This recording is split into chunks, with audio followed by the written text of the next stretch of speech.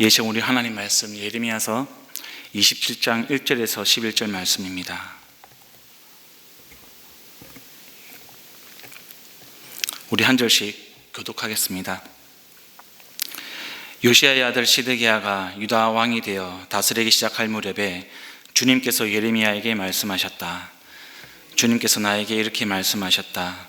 너는 나무 멍에들을 만들어 밧줄을 달고 그 멍에들을 내 목으로 메어다가 지금 유다 왕 시드기야를 만나려고 예루살렘에 와 있는 사절들에게 나누어 주고 그것들을 에돔 왕, 모압 왕과 암몬 사람의 왕과 두로 왕과 시돈 왕에게로 보내어라. 너는 또 그들에게 이렇게 명령하여 각자 상전에게 전하여라.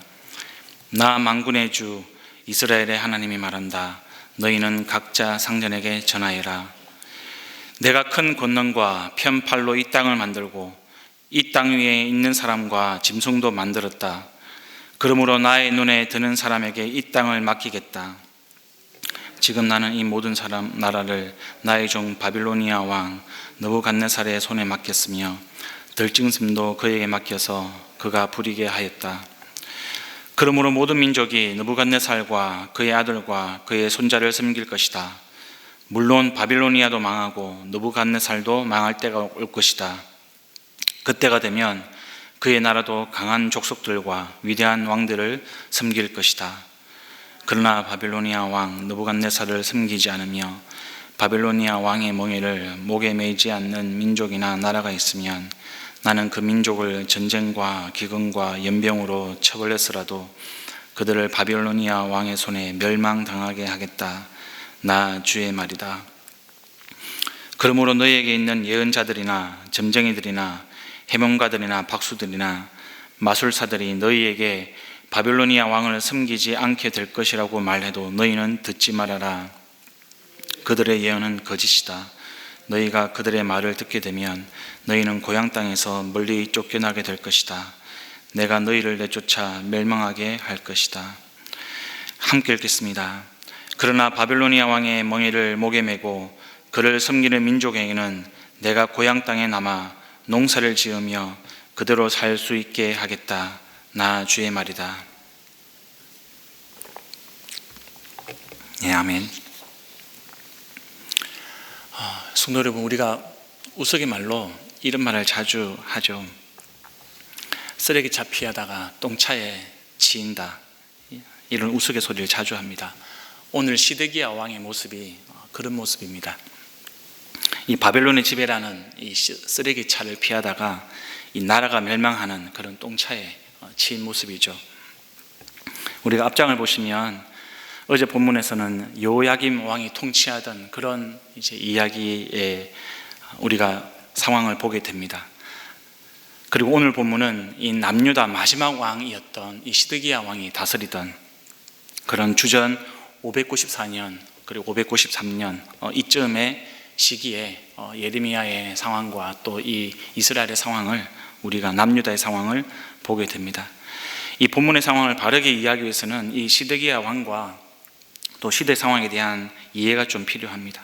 그리고 이 시드기야 왕 대조해서 이 예레미야의 모습을 우리가 비교해가면서 보는 것이 이 본문을 묵상하는 데 중요한 키라고 할 수 있겠습니다.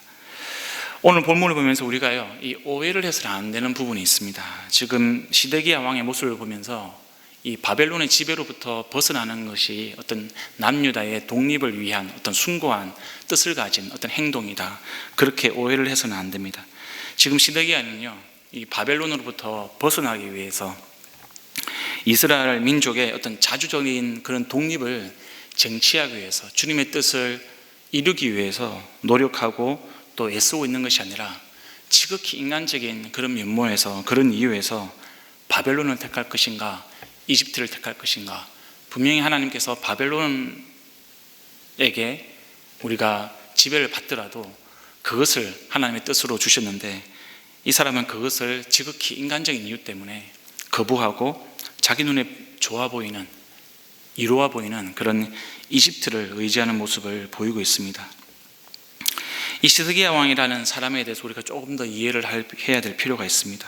이 시드기야 왕은 요시야 왕의 아들이었습니다. 이 요시야 왕은 여러분 잘 아시다시피 이 유다 왕들 중에 가장 경건한 인물로 평가받는 사람이었습니다. 그런데 이 안타깝게도 아들이었던 이 시드기야 왕은 남유다 마지막 왕이었는데 하나님의 뜻을 거부했던 그런 왕들의 결말을 가장 잘 보여주는 어떤 왕으로 그렇게 평가를 받고 있습니다. 여러분은 어떤 사람으로 평가를 받고 싶습니까? 어떤 사람으로 기억이 되고 싶으십니까? 이 시드기야 왕은 주전 이 597년부터 586년까지 11년 동안 남유다를 통치를 했습니다. 이 시드기야 왕이 어떻게 왕이 되었냐? 이 시드기야 왕이 사실 왕이 되었던 그 가장 큰 이유는 바로 본인이 배반하려고 하는 그런 바벨로니아 왕에 의해서, 이 느부갓네살 왕에 의해서 옹립이 되었습니다. 그래서 처음에는 이 친바벨론 정책을 펼쳤습니다. 그러다가 당시에 이 근동지방 패권을 두고 이집트와 바벨론이 맞붙습니다. 그리고 이 두 나라 사이에 긴장이 극도로 고조되는 그런 시기였습니다. 근데 이 사람이 보기에 이 이집트가 바벨론보다 더 우수해 보이는 겁니다. 그래서 바벨론에서 돌아서서 바벨론을 배신을 하고 친이집트 정책으로 바꾸게 됩니다. 그 결과가 어떤 것이냐? 이 바벨로니아 왕에 의해서 보복을 당하는데요, 이 예루살렘 성이 함락이 됩니다. 그리고 결국에는 나라가 멸망하는 그런 처참한 결과를 맞이하게 됩니다. 개인적으로도 자기 아들들이 다 죽는 것을 눈으로 목도하게 됩니다. 그리고 본인은 두 눈이 뽑혀서 이 바벨로니아에게 끌려가서 결국엔 처참하게 인생을 마감하게 됩니다.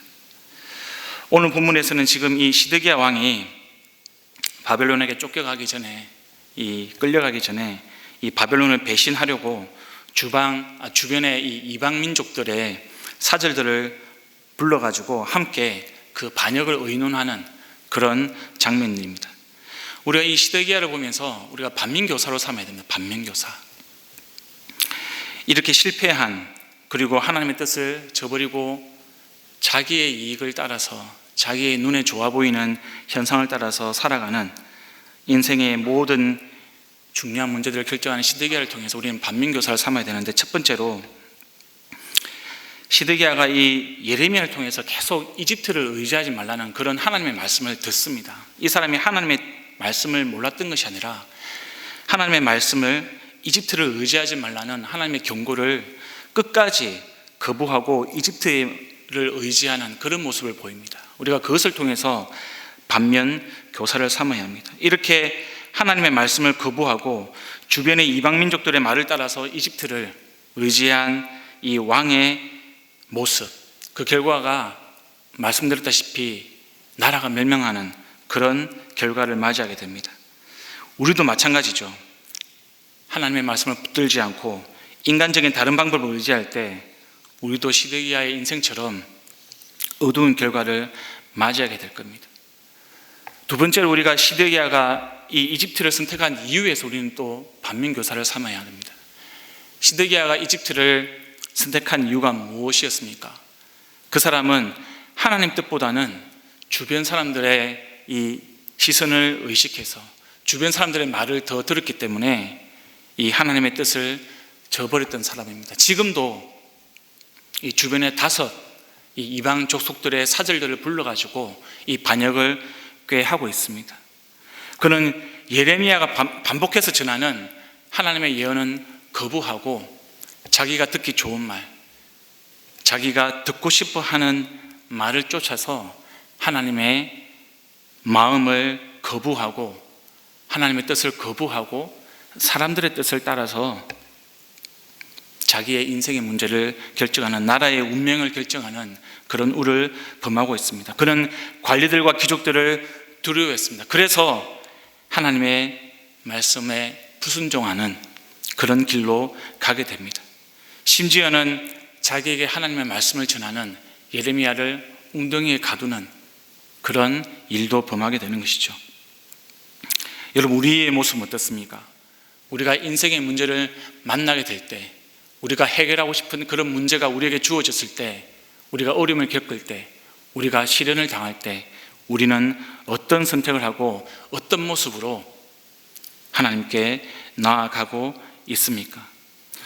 우리가 하나님의 뜻을 알면서도 주변 사람들의 눈이 무서워서 순종하지 못하는 그런 부분들은 없습니까? 하나님의 뜻이 아닌 줄을 알면서도 다수의 의견이 그렇게 가니까, 상황이 그렇게 흘러가니까, 뭔가 우리 눈에 더 좋아 보이는 상황이 펼쳐지니까 그 상황들을 쫓아서 우리가 우리의 문제들을 해결하려고 애쓰는 모습은 없습니까? 여러분, 지금 이 시드기야의 모습을 보십시오. 여러분, 이 시드기야가 해결하는 모습은 주변 사람들의 말을 쫓아서 지금 해결을 하고 있습니다. 우리가 뭔가 이 주변 사람들의 말을, 의견을 듣고 해결하는 것이 굉장히 겉으로는 좋아 보입니다. 다수결이라는 그런 절차를 따라서 결정하는 것이 좋아 보입니다. 그러나 그것을 결정하는 사람들이 누구인가가 더 중요합니다. 참여해서 그렇게 의사결정하는 사람들의 모습이 어떤 사람인가, 그것이 더 중요한 것입니다. 그래서 여러분, 어떤 우리가 뭔가 합의를 이루고 뭔가 우리가 주변의 사람들을 많이 듣고 뭔가 우리가 다수결을 따라서 결정하는 것이 너무 절대시하는 것은 부작용이 있을 수 있습니다. 그래서 우리가 다수결보다, 어떤 합의를 이루는 것보다 더 중요한 것은 하나님의 뜻이 무엇인가, 하나님의 뜻을 우리가 명확하게 파악하고 이해하고 그것을 순종하는 것이 더 중요하다는 것을 우리가 깨달아야 합니다. 하나님의 뜻이 가장 중요합니다. 하나님의 뜻이 그 어떤 것보다 우선시 되어야 합니다. 세 번째로 지금 시드기야의 모습을 보면서 우리가 반면교사를 삼아야 되는 것은요, 지도자가 넘어질 때 그 공동체가 위험에 처한다는 겁니다. 영적인 지도자가 넘어질 때 그 공동체는 영적인 위험에 빠지게 된다는 사실입니다. 특별히 여러분, 이 교회 공동체에서 이 지도자의 위치에 있는 사람들이 흔들리지 않고 주님의 뜻을 붙드는 것이 중요합니다. 남유다 왕국의 왕이었던 시드기야는 예레미야 예언을 무시했습니다. 그런데 여러분, 이 사람은 단순하게 예레미야 개인만 무시하는 것이 아니라 이 하나님의 말씀에 불순종한 결과였습니다. 하나님의 말씀을 전하는 예레미야를 무시한 것은 하나님을 무시한 것이죠. 그 결과가 무엇입니까? 시드기야만 망하는 것이 아니라 이스라엘 공동체 전체가 멸망하는, 그런 남유다 전체가 멸망하는 그런 결과를 낳게 됩니다. 마찬가지입니다. 여러분, 우리가 공동체 안에서 영적 지도자가 넘어질 때 우리 공동체가 위험에 처할 수 있습니다. 그래서 여러분, 교회 공동체 안에서 영적 지도자를 위해서 우리가 끊임없이 기도해야 되는 이유가 바로 여기에 있습니다. 여러분, 우리가 영적 지도자가 이 말씀 위에 굳게 서 있을수록 그 공동체는 안전합니다. 반대로 영적 지도자가 넘어지면 그게 돈이든 그게 명예든 그것이 성적인 문제든 지도자가 넘어질 때 그 영적 공동체는 시험과 분란에 휩싸이게 됩니다. 목회자와 또 장로와 권사와 또 초원제교와 목자를 위해서 우리가 기도해야 될 이유가 바로 여기에 있습니다. 진리 가운데 영적인 지도자들이 바로 서 있는 것, 그것이 굉장히 중요한 부분입니다. 우리 공동체 가운데 굉장히 핵심적인 부분입니다.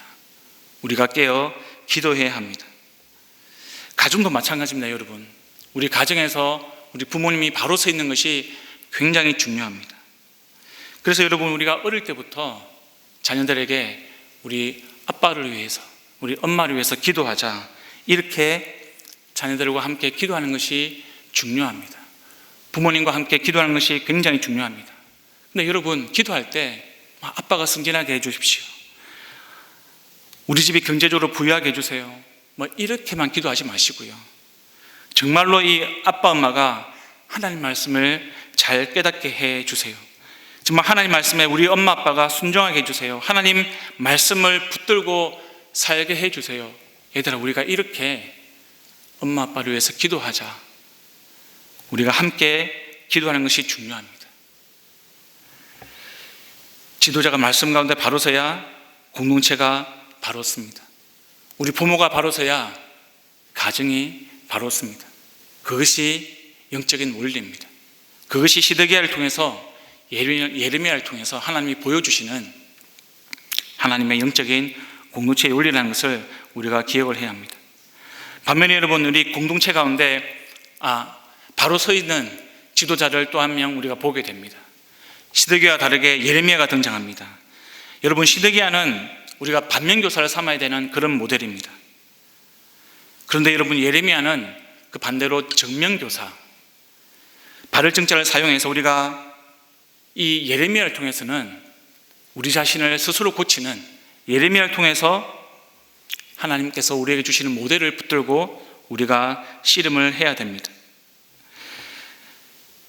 우리가 앞서 살펴봤던 세 가지 모습 외에 제가 두 가지만 더 추가해서 한번 보겠습니다. 첫 번째로는 1절부터 4절까지 보면 예레미야는 하나님이 말씀을 주는 사람이었습니다. 그는 하나님의 말씀이 임하는 사람이었습니다. 여러분, 지금 하나님이 어떤 사람에게 하나님의 말씀을 주시는가, 어떤 사람에게 하나님의 말씀이 임하는가, 이것이 우리가 주목해서 봐야 합니다. 어제 본문에서 우리 26장을 보면 우리야라는 예언자가 등장합니다. 그리고 예레미야도 등장을 하죠. 둘 다 예언자요, 둘 다 선지자였습니다. 근데 여러분, 우리야는 죽고요, 예레미야는 삽니다. 이런 우리야의 죽음을 보면서 예레미야는 어떤 마음이 들었을까?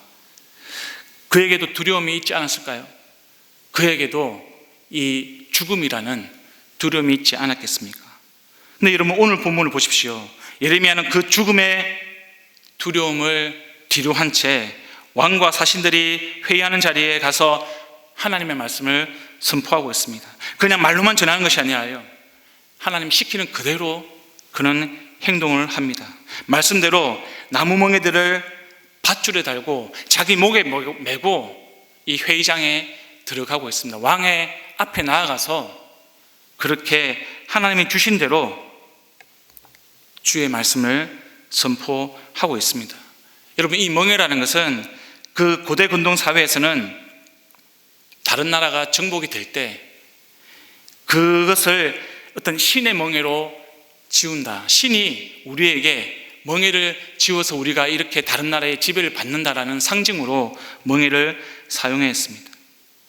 8절 이하 내용을 보면서는요, 이 본문에서 멍에가 하나님이 이 이스라엘 백성들에게 남유다에게 지우는 그런 하나님의 멍에라고 이야기를 하고 있습니다. 바로 바벨론 지배가 하나님이 이스라엘 백성들에게 주는 그런 멍에라는 것을 지금 예레미야를 통해서 보여주고 계시는 거죠. 이런 이 하나님의 멍에를 이 남유다 왕이었던 시드기야와 그리고 그와 함께 반역을 꾀하고 있는 이방 민족들의 그 사절단에게 보여주는 것은요, 자기 목숨을 내어놓은 겁니다. 내가 죽어도 좋다는 겁니다. 내가 죽어도 좋으니 하나님의 말씀을 선포하겠다는 겁니다. 하나님께서 말씀을 주시는 사람은요, 죽음을 두려워하지 않는, 하나님의 말씀이 임하는 사람은 예레미야처럼 나에게 주시는 영원한 생명을 붙들고 부활을 믿는 그리스도인에게 하나님의 말씀을 주시는 겁니다. 예레미야의 모습을 보면서 저와 여러분의 신앙을 한번 점검해 봐야 됩니다. 우리는 영원한 생명을 붙들고 사는 그리스도인인가? 우리는 정말 예레미야처럼 부활을 믿는 그리스도인인가? 우리가 영원한 생명을 얻었다는 것, 부활을 믿는다는 것, 그것이 우리 믿음의 확증입니다. 그것이 우리 믿음의 증거입니다. 이것을 우리가 어떻게 알 수 있습니까? 바로 성령입니다. 이 하나님 말씀이 우리에게 주신, 이 성경이 하나님께서 우리에게 주신 말씀이라면, 그것을 믿는다면 우리는 영생을 소유한 것이죠. 부활을 믿는 사람입니다. 성경 66권을 우리에게 하나님은 주셨습니다.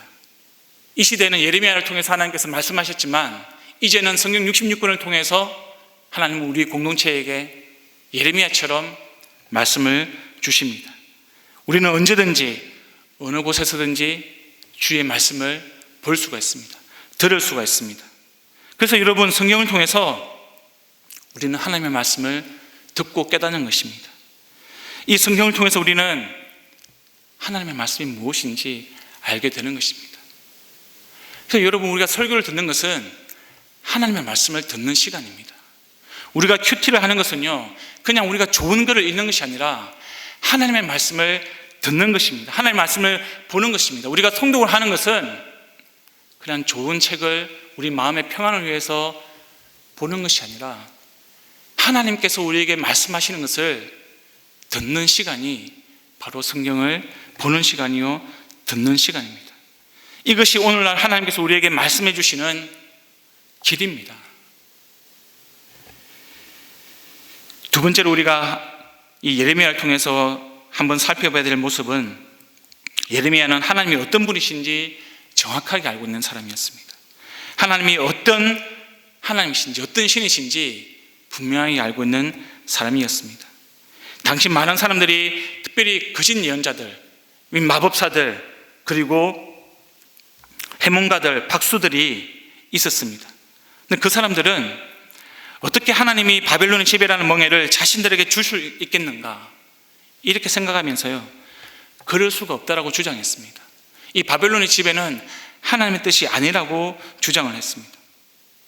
그런 사람들에게 예레미야는 지금 하나님이 어떤 분이신지, 천지 만물을 지으신 하나님, 그리고 사람을 만드신 하나님이 이 바벨론도 주관하신다, 바벨론을 주관하시는 분이 누구이신가?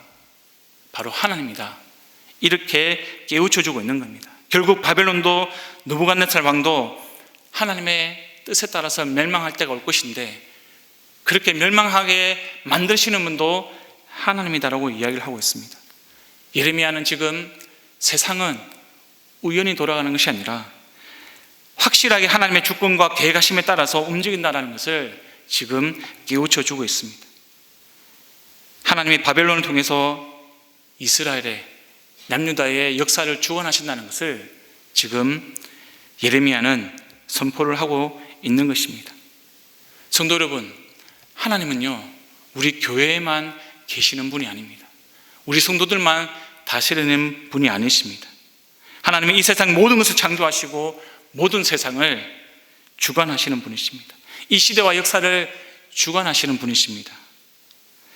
비록 바벨론의 지배가 이스라엘의 어떤 죄에서 시작을 하고, 또 이집트와 아수르와 어떤 고대 근동에 주름 잡던 그런 국가들이 지배를 하는 그런 지배도 이스라엘의 죄에서 출발을 했다 하더라도 그 모든 것이 하나님의 그 주권과 하나님의 그 섭리 가운데 이루어진다는 것을 우리가 기억을 해야 합니다.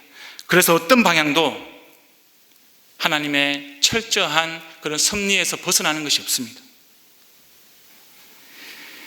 세상을 주관하는 것은 하나님의 목적이 있습니다. 하나님의 방향이 있습니다. 지금 우리 이 시대도 마찬가지입니다. 이 세상도 마찬가지입니다.